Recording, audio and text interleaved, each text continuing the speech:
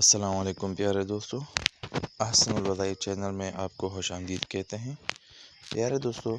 آج ہم آپ کے ساتھ جو دعا نبی کریم صلی اللہ علیہ وآلہ وسلم سے مروی ہے آپ کے ساتھ شیئر کر رہے ہیں۔ او پہاڑ کے برابر جتنا بھی قرض ہو اور جو بندہ اس کو اپنا معمول بنائے، انشاءاللہ نبی کریم صلی اللہ علیہ وآلہ وسلم کے منہ مبارک سے، زبان مبارک سے نکلے ہوئے الفاظ کبھی جھوٹے نہیں ہوتے، وہ بالکل سچ ہوتے ہیں، اور انشاءاللہ انسان پر چڑھا ہوا قرضہ وہ اتر جائے گا۔ نبی کریم صلی اللہ علیہ وآلہ وسلم نے ارشاد فرمایا کہ جو آدمی نماز کے بعد 7 مرتبہ اللہم اکفنی بحلالک عن حرامک واغنینی بفضلک عمن سواک پڑھے گا، اس پر پہاڑ کے برابر بھی قرض ہو تو ادا ہو جائے گا۔ یعنی نبی کریم صلی اللہ علیہ وآلہ وسلم کا ارشاد حدیث کا مفہوم یہ ہے کہ جو بندہ نماز کے بعد 7 مرتبہ ان الفاظ کو پورا یقین اور پورا توجہ کے ساتھ پڑھے گا،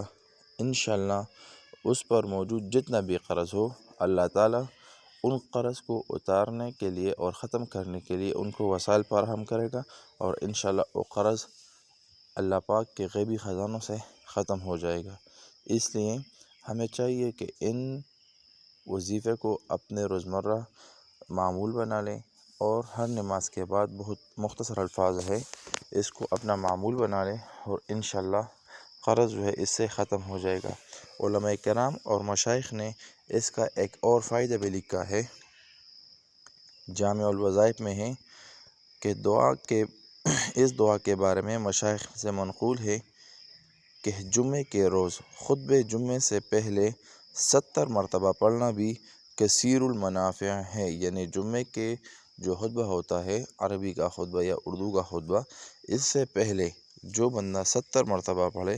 انشاءاللہ ان کے لیے بھی بہت زیادہ فائدہ مند ہے۔ لیکن جو طریقہ نبی کریم صلی اللہ علیہ وآلہ وسلم نے خود بتایا ہے، اگر ان پر عمل کیا جائے، اور مختصر بھی ہے کہ ہر نماز کے بعد 7 مرتبہ یہ الفاظ پڑھے، اللہم اکفنی بحلالک عن حرامک واغنینی بفضلک عمن سواک، تو انشاءاللہ اللہ پاک اس پر موجود جتنا بھی قرض چڑھا ہوا ہے وہ ختم ہو جائے گا، اور اللہ پاک اس پر خصوصی رحم فرمائے گا۔